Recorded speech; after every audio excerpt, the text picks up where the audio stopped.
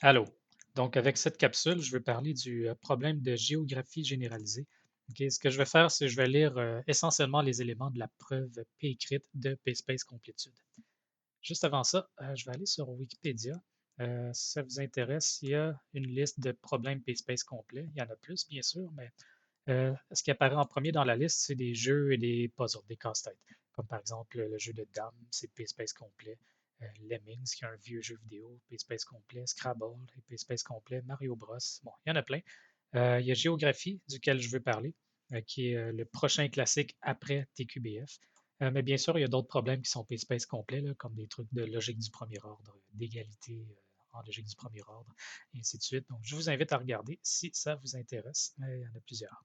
Mais moi, je vais me concentrer sur Géographie, qui vient d'un jeu pour enfants. Je pense même que c'était un jeu télévisé à un certain moment, ou en tout cas une variante de ça, là, où est-ce que le jeu, c'est pas le problème qu'on va étudier. Nous, on va étudier la généralisation sur des graphes, mais le jeu à la base, c'est que quelqu'un nomme une ville, puis disons, si je nomme, je suis le joueur 1, il y a deux joueurs.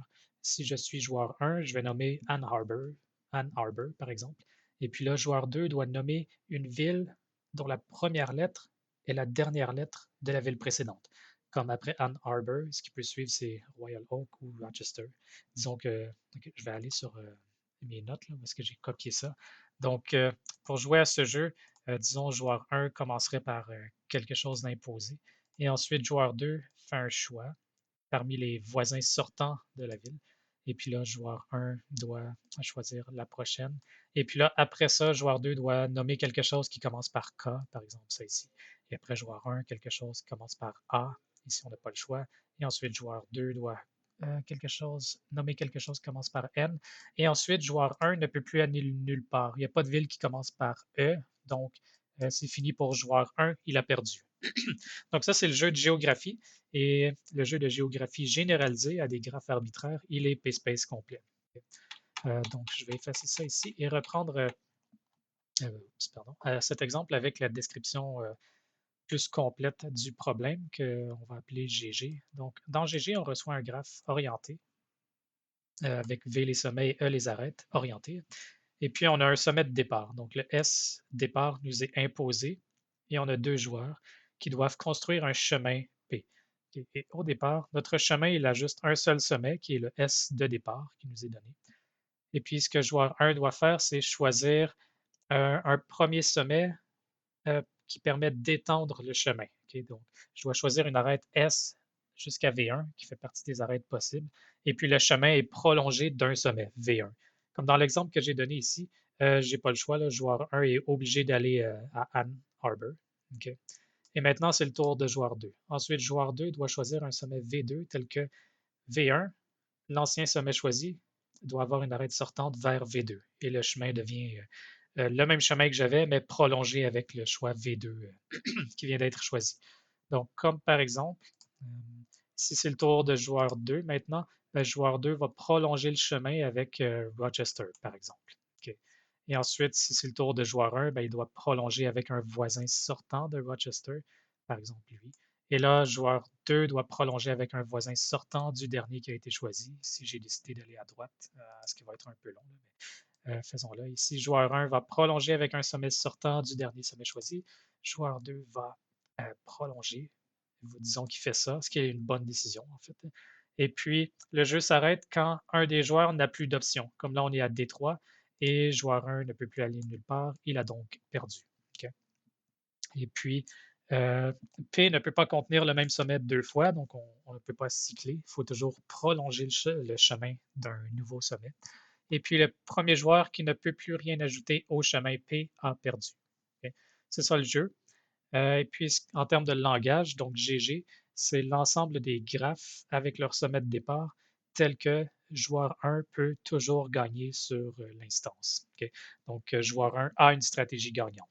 Je ne sais pas si joueur 1 a une stratégie gagnante ici, mais voyez le parallèle avec TQBF, c'est que joueur 1, il veut qu'il existe un premier sommet sortant, tel que peu importe où joueur 2 va, ben, joueur 1 aura un choix de prochain sommet, tel que peu importe où joueur 2 va, et ainsi de suite.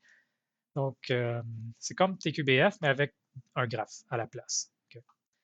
Et ce problème, il est PSpace complet. OK. Je ne veux pas passer du temps sur le fait que c'est dans PSpace. On peut faire un algo branchement récursif avec des et des ou, comme j'avais fait pour TQBF. Ça fonctionne aussi bien. Je veux surtout parler du fait que c'est PSpace difficile. OK. Euh, donc, OK, j'ai juste réécrit ça, donc que c'est dans PSpace, je laisse en exercice, mais que c'est PSpace difficile. Pour faire ça, je dois donner une réduction à partir de TQBF. Donc, je vais montrer que TQBF se réduit en temps polynomial à géographie généralisée. Donc, commençons. Vous voyez la construction ici, là, donc c'est tout un truc, mais ce n'est pas si compliqué. Et vous allez être capable de modifier cette construction pour répondre à la question qui vous est posée dans la question avancée.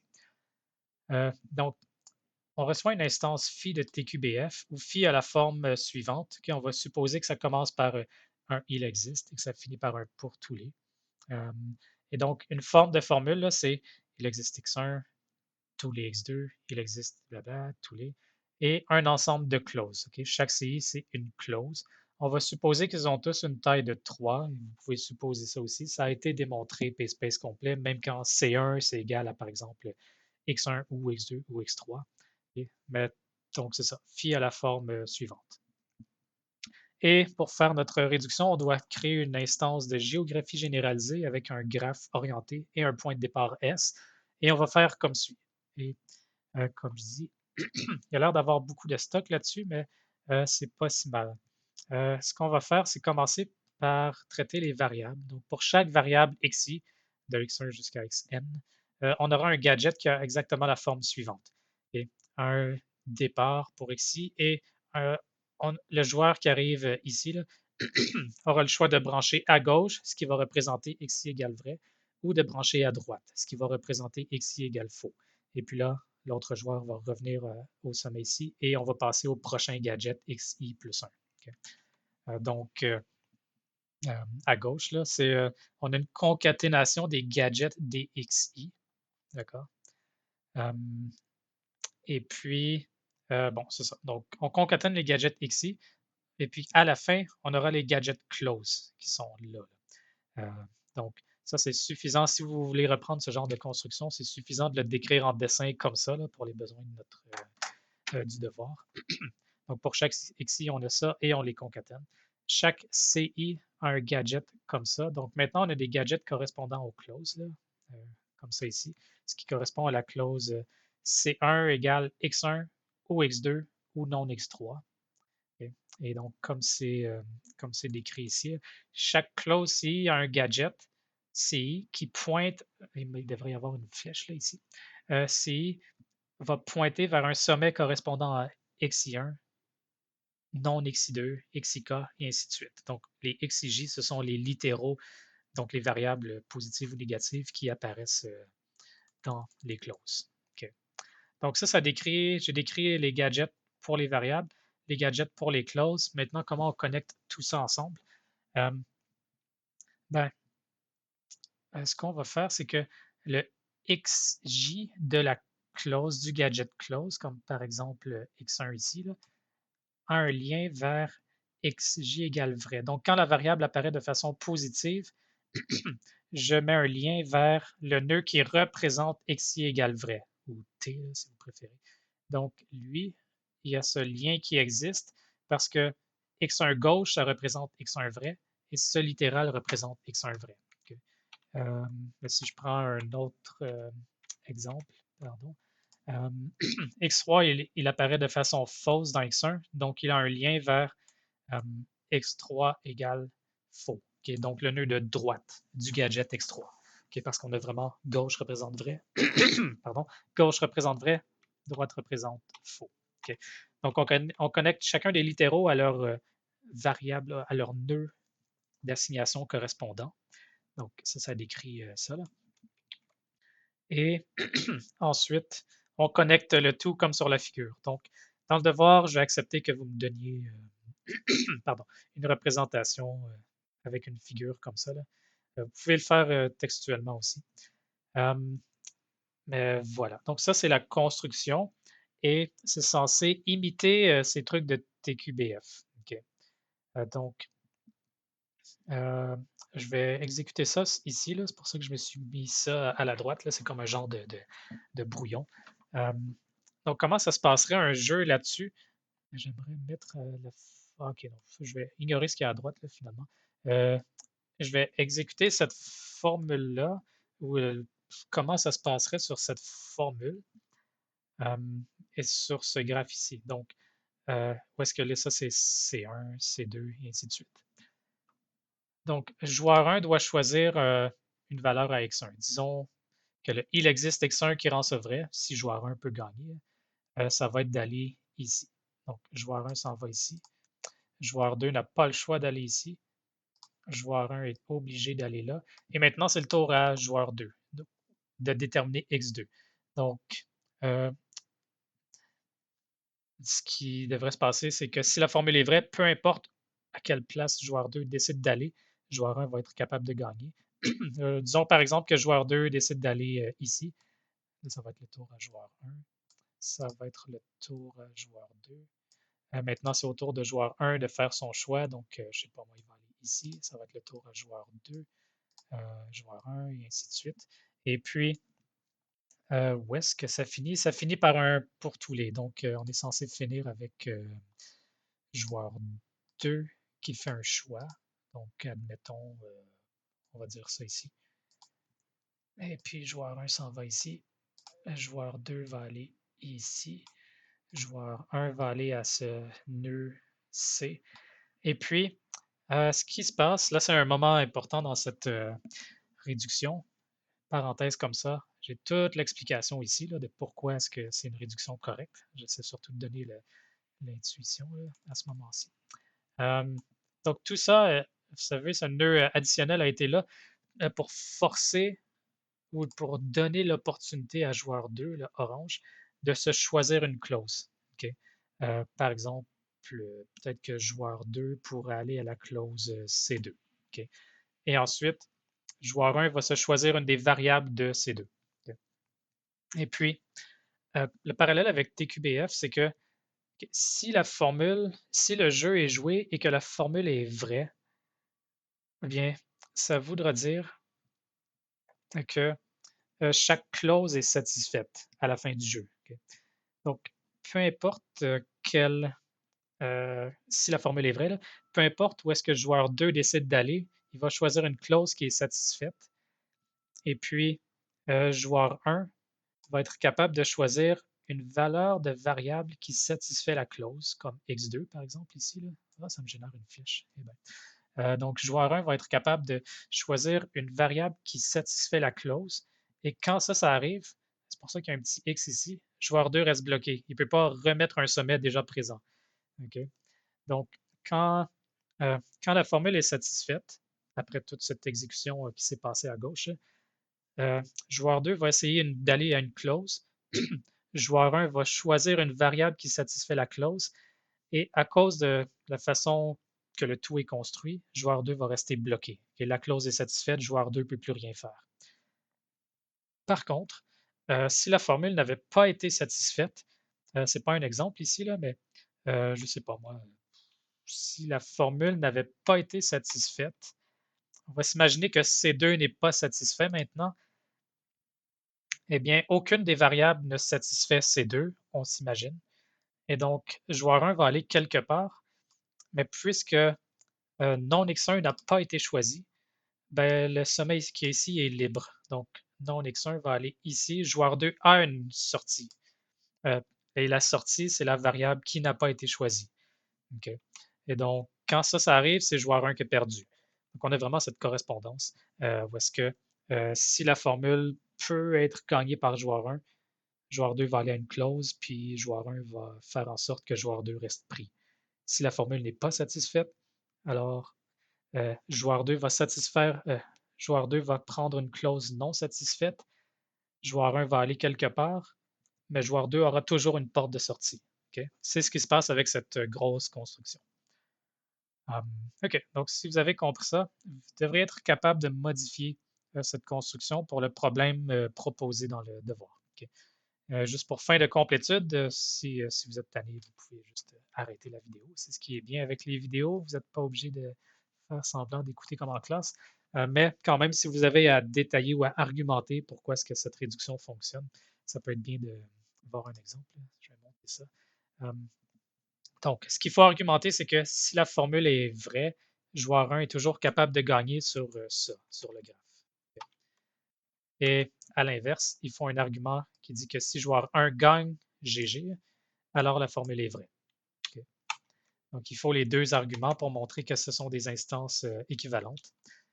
Donc, faisons ça. Okay. Donc, pour moi, si la formule est vraie, supposons que la formule blablabla est vraie, donc joueur 1 est capable de faire gagner le jeu de la formule. Dans le graphe correspondant de GG, ce que joueur 1 va faire, c'est qu'il va choisir le sommet X1 ou non X1, on ne sait pas c'est lequel qui fonctionne, mais il y en a un qui garantit.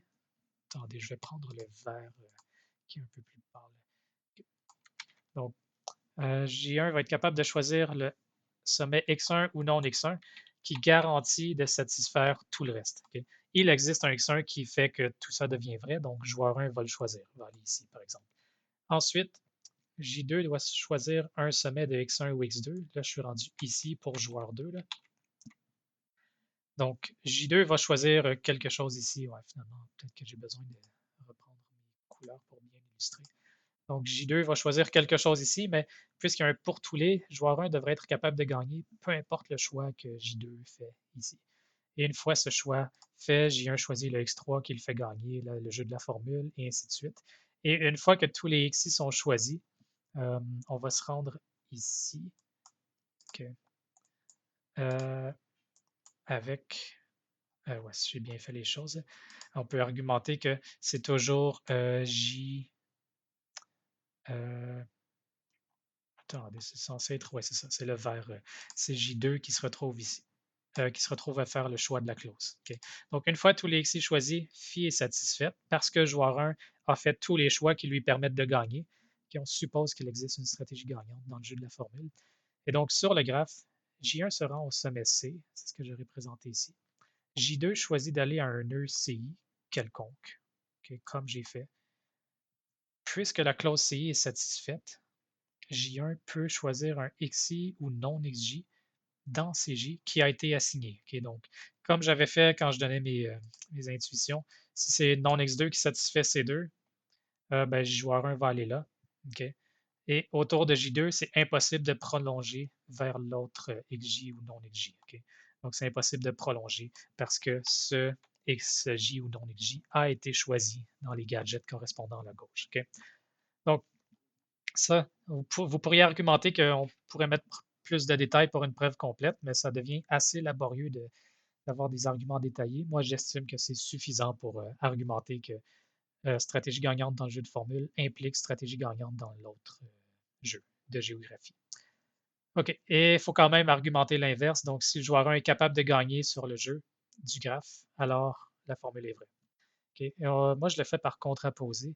Je vais argumenter que si la formule est fausse, alors le joueur 1 perd le jeu de géographie, okay, ce qui est la contraposée. Euh, Quelqu'un a mentionné cette possibilité-là à un certain moment dans le cours, donc je le fais ici. Euh, donc, si la formule est fausse, on sait qu'elle est fausse, donc que non, blablabla, bla, bla, bla, ce qui est équivalent à dire que ça, c'est vrai. C'est-à-dire que peu importe ce que le joueur 1 fait, le joueur 2 aura une façon de contrer ça, tel que peu importe ce que le joueur 1 fait, le joueur 2 pourra contrer, et ainsi de suite. Et tout ça pour rendre la formule fausse. Okay? Donc, j'ai pris la négation de la formule parce que la formule n'est pas vraie, et ça donne ça. Et là, c'est le même argument en fait. À partir de ça, donc peu importe que joueur 1 aille sur le sommet X1 ou non X1, ben, joueur 2 va choisir le X2 qui garantit que le reste est vrai, et ainsi de suite. Donc, une fois tous les choix faits, tous les XI choisis font que la formule n'est pas satisfaite. Okay? C'est ce que j'étais en train de dire ici. Et donc, la formule n'est pas satisfaite. Donc, il existe une clause qui n'est pas satisfaite. Okay? Donc, quand J1 arrive à C maintenant, donc là, je me remets ici. Quand J1 arrive à C, peut-être que je vais effacer maintenant. Ben, c'est ce que j'ai dit avec mes intuitions, en fait. Là. Quand J1 arrive à C, où est-ce que je suis? Ben, J2 choisit d'aller à CI. Pas n'importe quel CI cette fois-là, mais le CI qui n'est pas satisfait, qui correspond à la clause non satisfaite, comme par exemple lui. OK.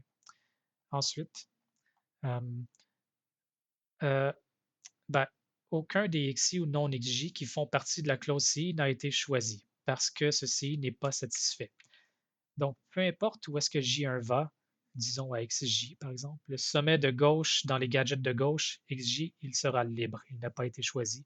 Donc, J2 va là et J1 va rester bloqué, ce qui est suffisant pour l'argument. Donc, ce que je veux dire par là, c'est que puisque C2 n'est pas satisfait, J1 va aller quelque part, mais par la construction, ce quelque part, le non X2 n'a pas été choisi, donc est libre pour J2, et c'est là que J1 reste pris et il a perdu. Okay. Et par contraposition, euh, excusez, c'est ce que je voulais montrer. Je voulais montrer que J1 perd. Okay. Bon, c'est beaucoup de blabla. Pour ce qui est du devoir, euh, c'est moins long parce que vous n'avez pas à réexpliquer tout ça. Vous pouvez juste faire que des dessins montrant ce que vous faites dans votre construction et argumenter pourquoi euh, ben, c'est ça, à faire le même genre d'argument sur quand la formule est vraie, joueur 1 gagne, quand la formule est fausse, joueur 1 perd. Et vous pouvez faire ça. Euh, c'est ça. Le niveau de détail, je dirais qu'il est moins important. Ce qui est surtout important, c'est d'argumenter l'étape clé. Là. Il va se passer les modifications. OK. Ce que je peux dire concernant le devoir, et après j'arrête, là, ça fait assez longtemps que je parle. Concernant le devoir, ce que je recommande, c'est au lieu, il y a deux joueurs qui font chacun leur propre chemin avec leur propre couleur. Donc, ce que je recommande, c'est au lieu d'avoir un seul gros gadget euh, pour tout le monde partagé entre les deux joueurs, je recommande d'avoir deux gadgets. Euh, un gadget d'une couleur pour J1 et un autre gadget avec les couleurs pour J2. Et une fois que tout le monde a fait leur choix dans les deux gadgets, dans les deux tours de XI, là, à gauche et à droite, ben là, vous combinez tout ça avec un truc de clause satisfaite ou non satisfaite de façon appropriée. Et ça se fait, c'est peut-être la partie la plus compliquée là, de comment est-ce que ça, il faut le modifier pour répondre à la question du devoir. Mais bien sûr, c'est à vous d'y réfléchir. Okay? Donc, j'espère que ça vous aide et à la prochaine.